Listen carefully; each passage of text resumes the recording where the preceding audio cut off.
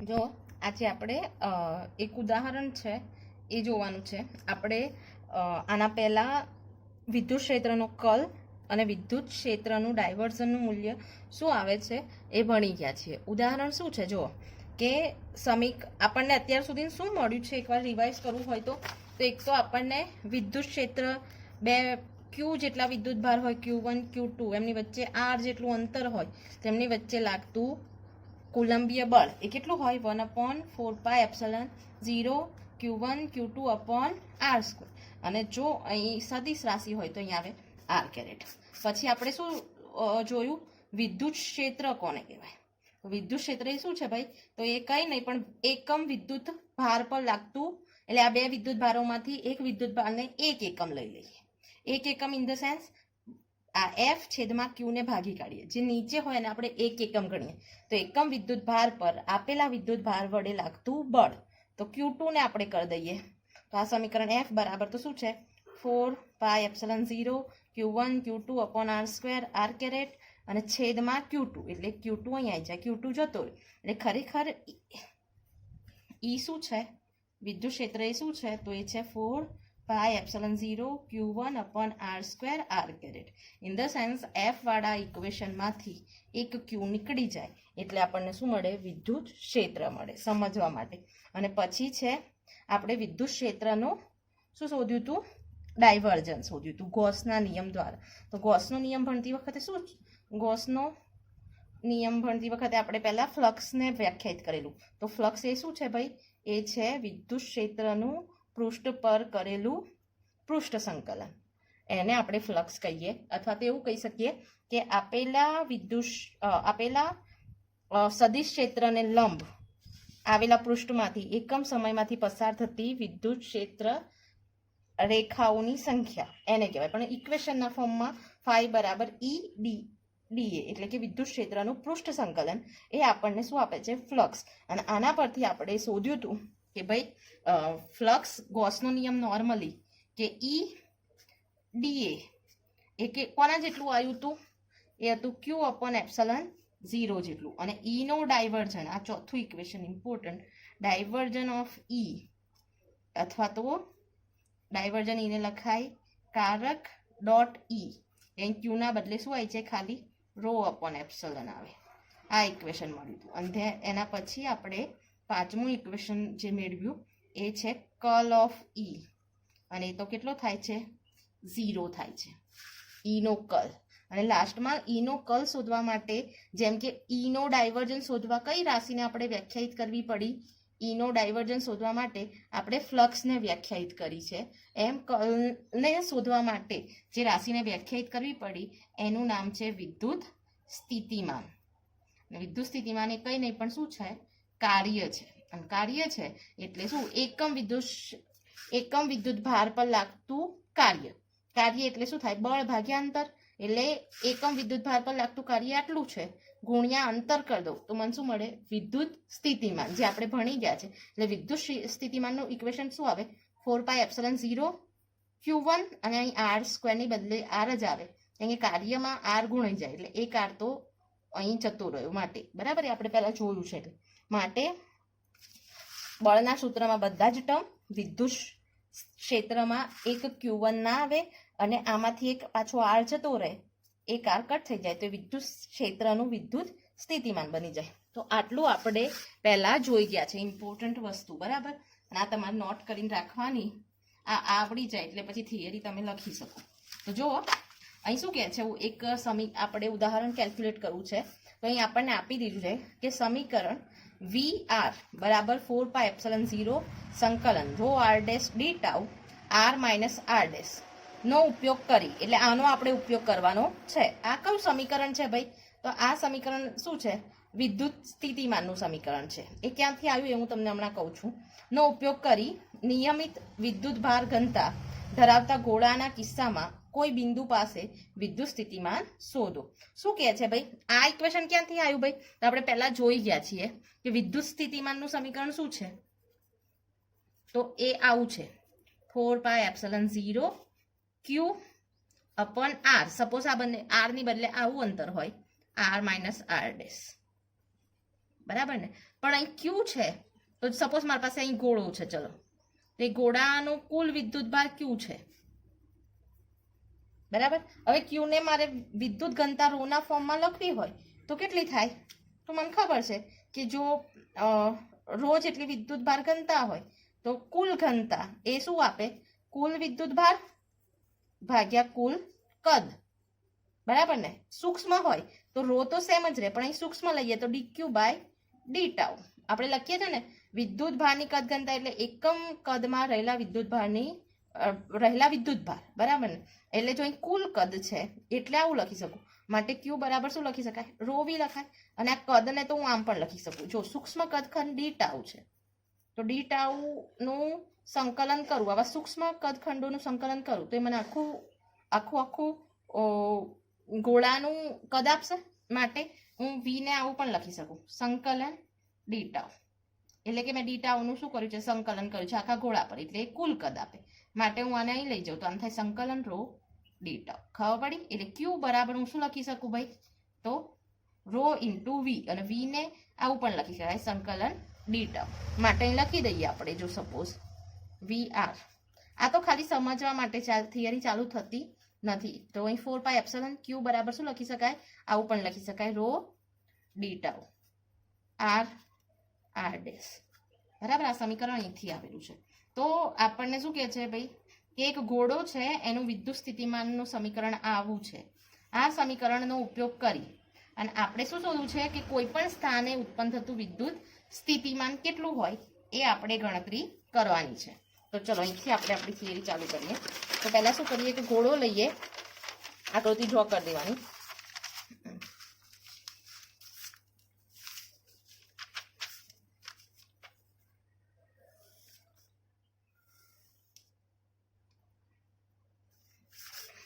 તો આપણે શું કરીએ, ગોળાના કેન્દ્ર પર જ આપણે આપણા યામનું ઉગમ બિંદુ રહે છે એ રીતે કાર્ટેશિયન નામક પદ્ધતિને ધારીએ છીએ.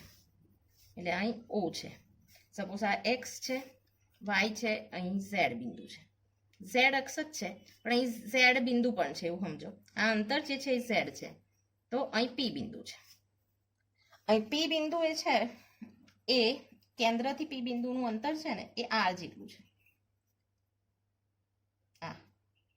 અને આ અંતર ખરેખર આર છે એ ઝેડ જેટલું જ છે.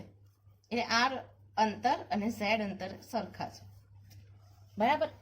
તો અહીં જો શું કરવું છે આપણે, તો આ જે ગોળો છે એની વિદ્યુત ઘનતા કેવી છે, નિયમિત છે, રો જેટલી વિદ્યુત ઘનતા ધરાવતો ગોળો છે. અને એટલે અહીં બધા વિદ્યુત ભાર હશે સરખા ભાગે, અને બધા જ વિદ્યુત ભારોને કારણે પી બિંદુ પર, ઇન ધ સેન્સ ઓ થી આર અંતરે રહેલા બિંદુ પર ઉત્પન્ન થતું વિદ્યુત સ્થિતિમાન મારે ગણવાનું છે. તો એના માટે શું કરીશું, પહેલા જ્યારે આવું સમાન વિદ્યુત વિતરણ થયેલું હોય કોઈ ગોળા પર, તો પહેલા શું કરીએ, એક સૂક્ષ્મ કદખંડ લઈએ, એના વડે આના પર કેટલું વિદ્યુત સ્થિતિમાન લાગશે એ ગણીએ, અને પછી કુલ ગોળાના કદ વડે લાગતું વિદ્યુત સ્થિતિમાન વડે સંકલન કરીશું તો આપણને પી બિંદુ પર રો જેટલા વિદ્યુત ભાર ઘનતા ધરાવતા કદ વડે મળતું વિદ્યુત સ્થિતિમાન મળશે. તો શું કરીએ, તો અહીંયા આપણે એક સૂક્ષ્મ કદખંડ લઈએ છીએ. સૂક્ષ્મ કદખંડ એટલે ડી ટાઉ ડેશ છે આપણું, બરાબર. અને આ છે જે અંતર, આર તો લઈ લીધું, એટલે ઓ થી આ જે અંતર છે એને આપણે શું કહી દઈશું, આર ડેશ અંતર. એટલે આપણે શું કરીએ છીએ, સૌ પ્રથમ કે ઉગમ બિંદુથી આર ડેશ અંતરે ડી ટાઉ કદખંડ વડે પી પર લાગતું વિદ્યુત સ્થિતિમાન ગણીશું, બરાબર. અને પછી આનો સરવાળો કરી દઈશું. હવે જુઓ, તો અહીંથી અહીં અંતરમાં જોઈશે આ ઉપર, કેમ કે અહીંથી બધા વિદ્યુત ભાર વડે અહીં લાગતું વિદ્યુત સ્થિતિમાન ગણવાનું છે. તો આ આર છે, આ આર ડેશ છે, તો આનું અંતર કેટલું થઈ જાય, આર માઇનસ આર ડેશ થાય. બે તીર અહીં ભેગા થાય છે માટે, બરાબર.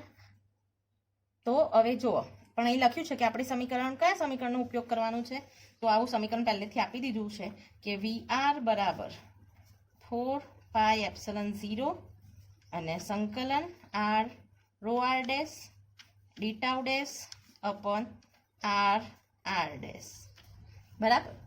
તો આ સમીકરણ આને અનુલક્ષીને કેવી રીતે લાગે છે એ જોવાનું. આ તો મેં તમને સમજાવ્યું, બરાબર ને? લખવાનું કેવું, પહેલા આકૃતિ ડ્રો કરવાની આવી, પછી લખવાનું કે આકૃતિમાં દર્શાવ્યા પ્રમાણે આપેલો ગોળો છે એનું વિદ્યુત ભારની ઘનતા કેટલી છે? રો છે, જે કેવી છે? અચળ છે. બધી જ જગ્યાએ રોજ વિદ્યુત ભાર ઘનતા મળે છે. હવે અહીં ગોળાનું કેન્દ્ર અને આપણું યામાક્ષોનું કેન્દ્ર એકબીજા પર સંપાત થયેલું છે.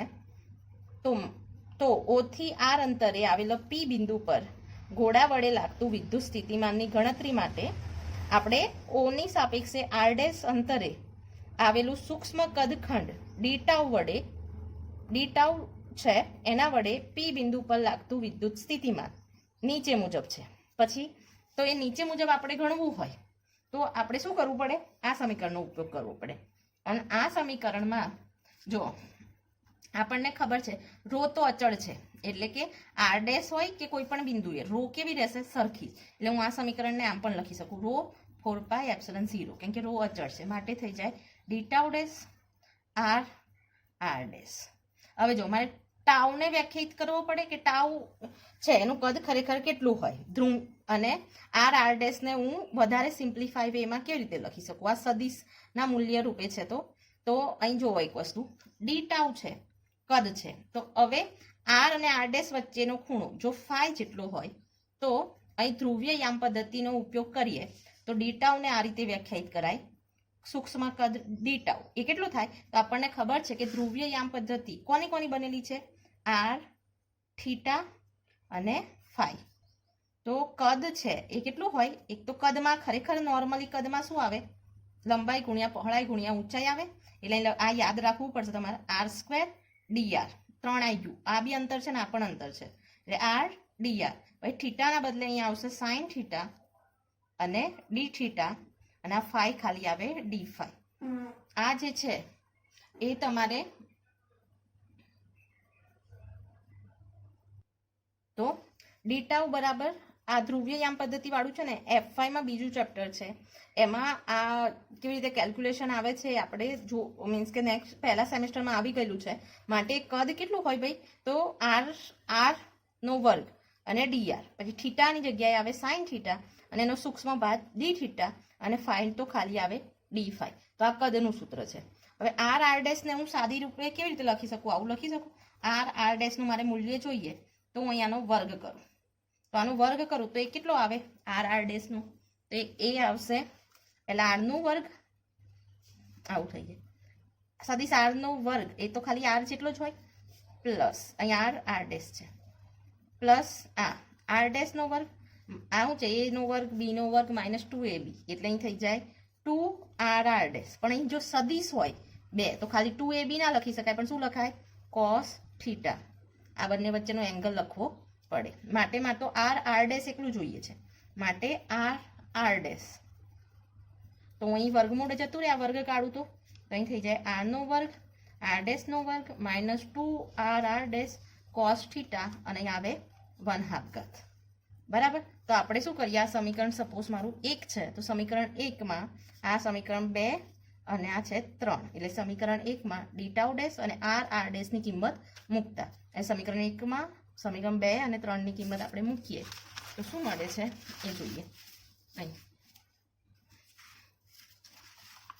તો આપણને વિદ્યુત સ્થિતિમાન VR બરાબર શું મળે? રો 4πε0. અહીં લખી કાઢવાનું કે સમીકરણ 1 માં સમીકરણ 2 અને 3 ની કિંમત મૂકતા તો શું થઈ જશે? અહીં રો 4πε ડી ટાઉ બરાબર સંકલન છે, અને ડી ટાઉ ડેશ બરાબર આપણને મળ્યું છે R નો વર્ગ dr sine theta D theta D phi, અને R ડેશ બરાબર શું મળ્યું છે? આયરું R નો વર્ગ R ડેશ નો વર્ગ 2R ડેશ કોસ થીટા, અને અહીં આવે 1/2 ઘાત.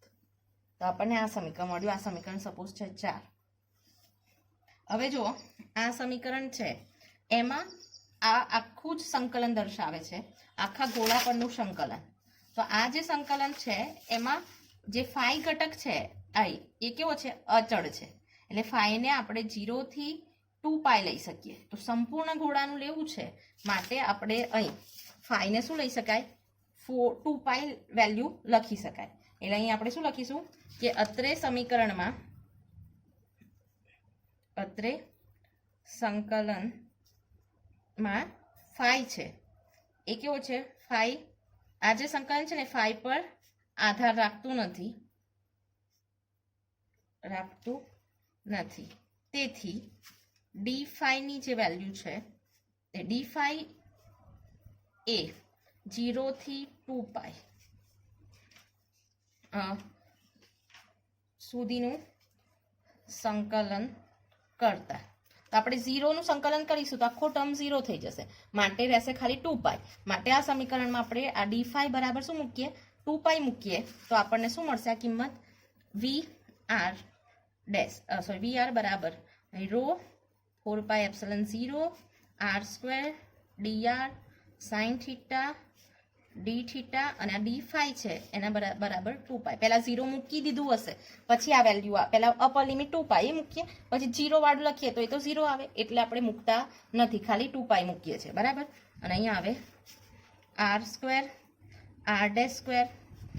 2r cos થીટા અને અહીંયા આવે એનો આપણને મળે છે 1/2 ઘાત. મારે 2π ને કોમન કાઢી લઉં તો અહીં આ પાઈ જતો રહે અને અહીં 2 જતો રહે, તો અહીં ખાલી રહેશું રો 2ε0 સંકલન r² dr sin theta D theta upon r² r² 2r cos થીટા નો 1/2 ઘાત. હવે જુઓ, પહેલાં આપણે થીટાનું વિકલન કરવું પડે, આ સંકલન થીટાનું કરવું પડે. અને સંકલન ક્યાંથી હોય ખૂણાનું, તો 0 થી એ પણ આપણને જે સંકલન મળે એ 0 થી π સુધીનું આપણે સંકલન લેતા હોઈએ છીએ. તો અહીં લખીએ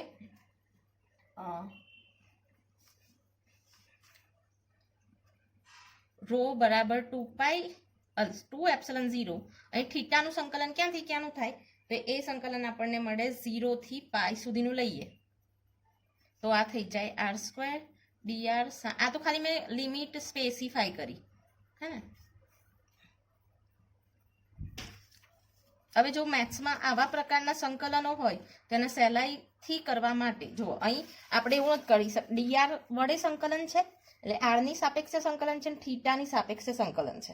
નોર્મલ ટર્મમાં જો આ બંને અલગ અલગ હોત તો આપણે અલગ અલગ સંકલન કરત, પણ અહીં જુઓ નીચેનું ટર્મ છે એમાં આ સૂત્રમાં કેવું છે, અહીં આર પણ છે અને એની બાજુમાં કોસ થીટા પણ છે, એટલે આ સંકલનને આપણે અલગ અલગ કરી શકીએ નહીં. એવી કન્ડિશનમાં શું કરવું પડે, જે મોટું ટર્મ હોય એને ટી ધારી કાઢવાનું. એટલે આ સમીકરણ 5 છે. તો આપણે શું કરીએ આને સહેલું કરવા માટે, તો અહીં લખવાનું કે અહીં સમીકરણ 5માં r² r² minus 2r cos theta બરાબર એટલા બરાબર આપણે શું ધારતા, ટી ધારતા. આને ટી ધારી દઈએ તો આ આખું સમીકરણનું એમ શું છે ભાઈ, આપણે શું કરવા માંગીએ છીએ કે આ સમીકરણ છે એને એક જ અચળાંકમાં લાવવા માંગીએ છીએ, કાં તો એ થીટાના ફોર્મમાં હોય કે ટીના ફોર્મમાં હોય, પણ આવું ના હોવું જોઈએ કે આર હોય ને ટી હોય એ ગુણાકારમાં જોડે હોય, અને એના માટે આ કરીએ છીએ. તો જો મારે ડીટી જોઈએ, જેમ કે અહીં ડી થીટા છે તો અહીં ડીટી જોઈશે, તો હું આ સમીકરણને શું કરું, ડી થીટાની સાપેક્ષે વિકલન કરું આ સમીકરણનું, તો એ શું થઈ જશે, જેમ કે અહીં કરું ડીટીનું ડી થીટા સાપેક્ષે વિકલન કરીએ તો મને શું મળે, આ આર છે થીટાની સાપેક્ષે અચળ એટલે 0, આ પણ 0 એટલે ખાલી રહે -2r અને કોસ થીટાનું શું થઈ જાય, માઇનસ સાઇન થીટા થાય, એટલે થીટા ખરું પણ કેવું માઇનસ, માટે ડીટી આ ડી થીટા આ બાજુ જતા રહે, આ -12 આવી જાય તો પ્લસ એટલે 2r સાઇન થીટા અને આ ડી થીટા અહીં આવી જાય. પડી ખબર? તો માટે જુઓ અહીં આ સમીકરણમાં મારે ખરેખર જોઈએ છે આના બરાબર મેં ટી ધાર્યું, માં થીટાવાળા ટર્મ જ ઉડાડી દેવા છે, તો આના બરાબર ટી લખ્યું, તો આ સાઇન થીટા ડી થીટા બરાબર શું આવશે, અહીં જુઓ સાઇન થીટા ડી થીટા બરાબર એટલે આને મારે સૂત્ર કરતા કરવો પડે, તો આ r આ બાજુ આવી જશે, માટે હું શું લખીશ, સાઇન થીટા ડી થીટા બરાબર થઈ જાય ડીટી 2r આ પણ લખી કાઢીએ, જેમ કે આ છે 6 આ 7, એટલે કે સમીકરણ 5માં 6 અને 7નું આપણે જો તો જો આ જે સમીકરણ 7 છે એમાં સમીકરણ પાંચમાં જોઈ લો કે આપણે આ છે જે થીટાવાળું પદ એ ટીના ફોર્મમાં લાવી દીધું, આખું પદ ટી છે. સાઇન થીટા ડી થીટા પણ આપણને અહીં ટીના ફોર્મમાં મળી ગયું. હવે આપણે આ જે લિમિટ છે જે થીટાના ફોર્મમાં છે એ ટીના ફોર્મમાં લાવવી પડે. અને કેવી રીતે લાવીશું? તો આપણે સમીકરણ 6 છે એમાં પહેલાં થીટા બરાબર 0 મૂકીશું, એટલે આપણને અહીં લોઅર લિમિટ મળશે T1. અને પછી બીજી વખત થીટા બરાબર પાઈ મૂકીશું ત્યારે આપણને બીજી લિમિટ મળે T2. તો જો અહીં કરીએ આપણે તો લિમિટ માટે કે સમીકરણ 6માં જ્યારે થીટા બરાબર 0 મૂકતા ટી બરાબર T1 મળશે, એટલે કે લોઅર લિમિટ મળશે. તો મૂકી જોઈએ અહીં સમીકરણ 6માં.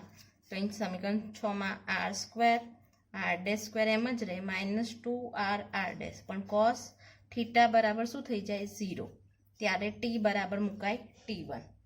માટે r² r² 2r cos 0 ની કિંમત તો 1 આવે.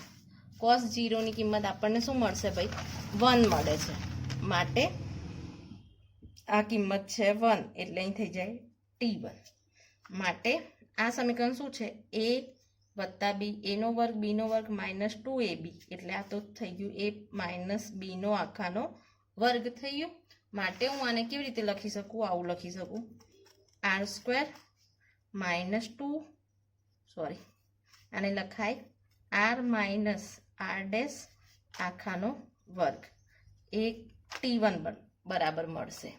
અને પછી આપણે સમીકરણ 6 છે એમાં શું કરવાનું છે?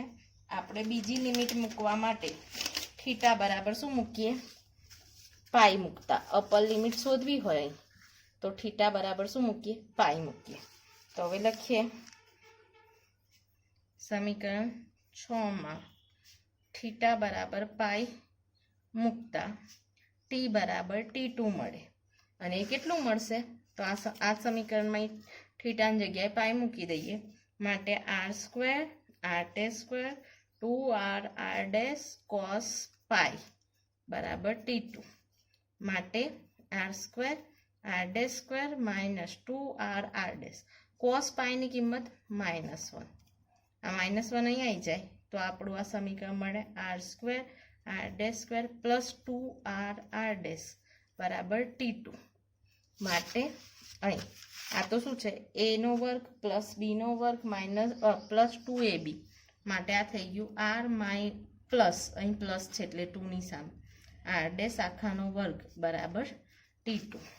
માટે આપણું જે આ સમીકરણ છે અહીં એમાં જ્યારે T1 મૂકવાનું 0 હોય ત્યારે, અને અહીં હશે T2 ની જે કિંમત હોય એ. તો આ બધાની કિંમત સમીકરણ 5માં મૂકીએ તો આ સમીકરણ આપણને કેવું મળશે? એ આવું મળશે. જો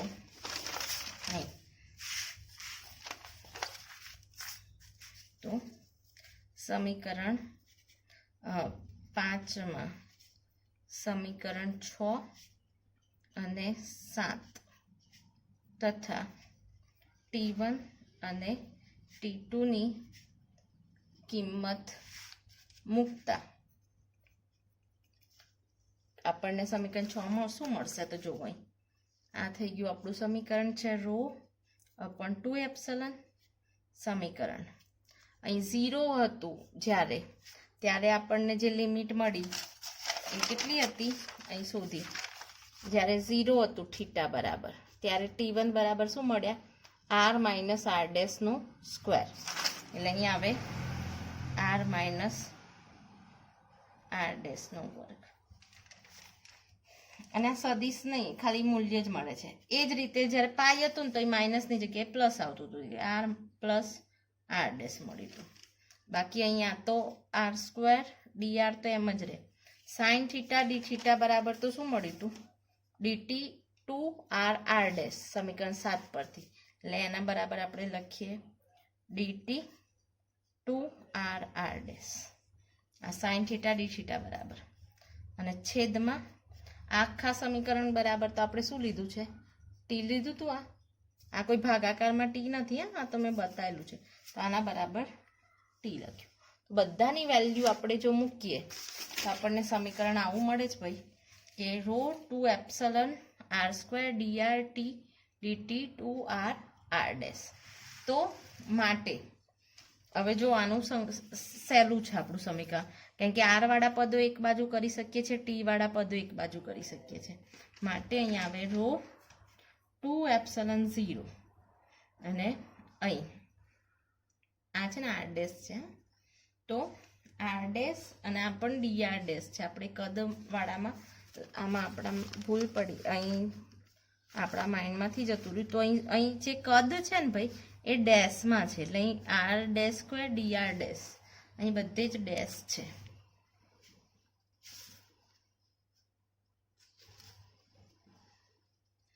બસ, તો અહીં આપણને સંકલન આર આર ડેશનો વર્ગ, અહીં છે આર પ્લસ આર ડેશ, અહીં મળે છે આર ડેશનો વર્ગ ડીઆર ડેશ.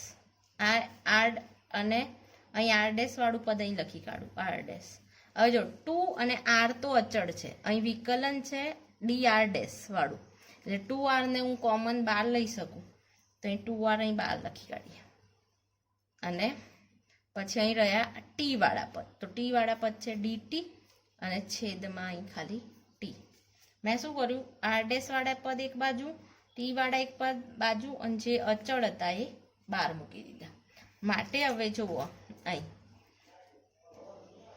ટી છે એનું ઓકે, એક વસ્તુ આપણે અહીં ટીનો 1/2 ઘાત આવે, કેમ કે આ જે સંકલન છે આના બરાબર ટી છે આખાનું, અને એનો કેવું ઘાત છે 1/2 ઘાત.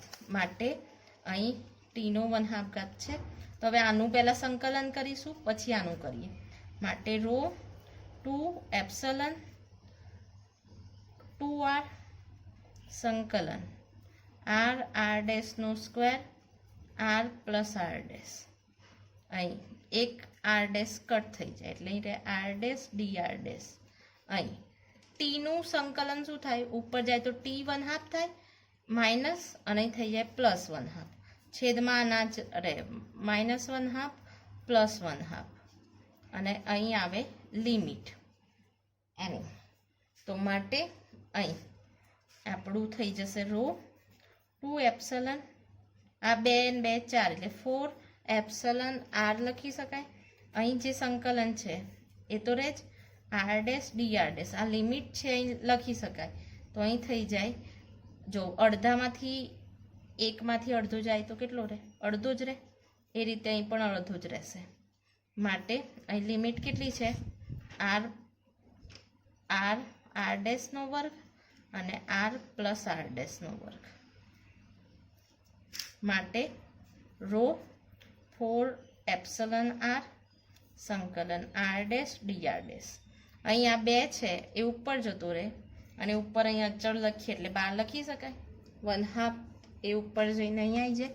અને અહીં શું રહે ભાઈ, જો હવે ટીનો 1/2, તો પહેલાં અપર લિમિટ અને પછી લોઅર લિમિટ મૂકીએ, ટીની જગ્યાએ આ લખીએ તો અહીં આવી જાય, આ લખીએ તો આર માઇનસ આર ડેશ.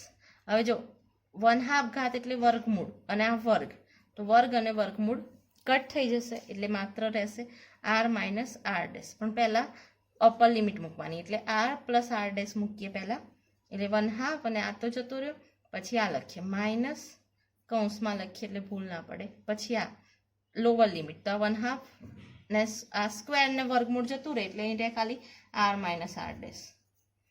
તો આને સોલ્વ કરીએ, 2 રો 4 એપ્સલન સિગ્મા, અહીં રહે આપણને જે વેલ્યુ મળે છે એ આવી મળે આર ડેશ ડીઆર ડેશ, કૌંસ છોડીએ તો R plus R dash minus R minus minus plus R dash. તો અહીં જો આર આર તો માઇનસ માઇનસ પ્લસ કટ, તો અહીં કેટલા મળે 2r ડેશ મળે. એટલે આપણું જે સમીકરણ છે એ આવું મળે આપણને.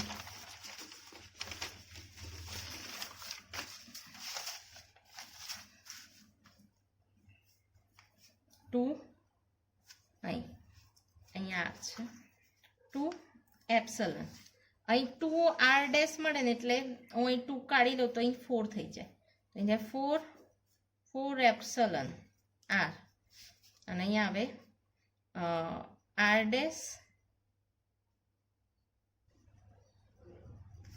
અહીં આર ડેશ ડીઆર ડેશ અને અહીં 2 આર ડેશ આવતો હતો એનો 2 તો મેં અહીં કાઢી લીધું એટલે માત્ર રહે આર ડેશ માટે 4 4 કટ તો અહીં રો એપ્સલન આર આ જે આર છે એ અહીં ગુણાઈ જાય એટલે આર ડેશનો વર્ગ થઈ જાય ડીઆર ડેશ હવે સંકલન કરીએ તો અહીં શું થઈ જશે સંકલન કરીએ એટલે ઘાત વધી જાય તો આર ડેશનો ઘન છેદમાં એનો 3 ઘાત માટે અહીં થઈ જાય રો આર ડેશ ઓકે આ સમીકરણ થઈ ગયું હવે જો આપણું જે ગોળાકાર ચક્ર છે એની જો ત્રિજ્યા એ હોત તો આપણી આ જે છે એ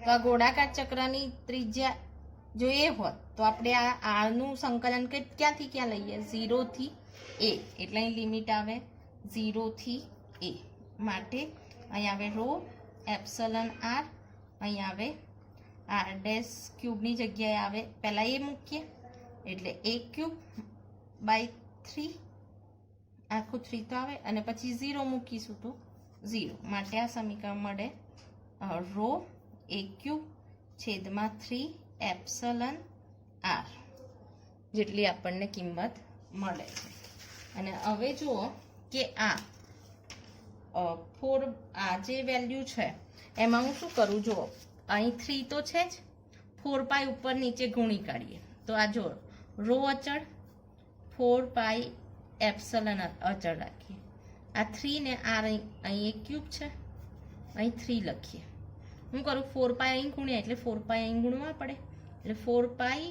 a ક્યુબ છેદમાં 3 અને અહીં આર છે હવે આ તો શું આપે જો 4/3 પાઈ આર ક્યુબ એ તો શું આપે ગોળાનું કદ આપે છે તો આ કદ છે એટલે આ થઈ જાય રો 4 પાઈ એપ્સલન 0 અને આ જે વેલ્યુ છે એ કદ છે ગોળાનું આખું વી છેદમાં આર અને કદ ગુણ્યા ઘનતા એ તો કુલ વિદ્યુત ભાર આપે જો ક્યુ વિદ્યુત ભાર હોય તો આ સમીકરણ છે 4 પાઈ એપ્સલન આર એટલે આર બિંદુએ મળતું વિદ્યુત સ્થિતિમાન એ કેટલું છે Q4 એપ્સલન આર જેટલું મળે છે